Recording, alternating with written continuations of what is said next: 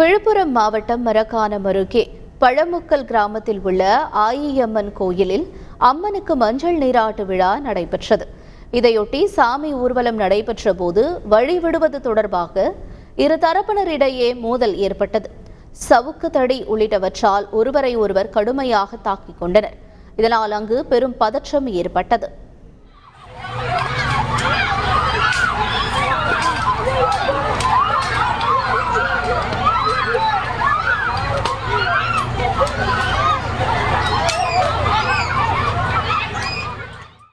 இந்த மோதலில் 10க்கும் மேற்பட்ட இளைஞர்கள் படுகாயமடைந்தனர்.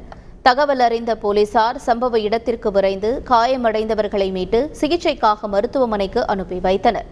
இம்மோதல் சம்பவம் தொடர்பாக இருதரப்பைச் சேர்ந்த 58 பேர் மீது வழக்கு பதிவு செய்துள்ள போலீசார் 6 பேரை கைது செய்துள்ளனர்.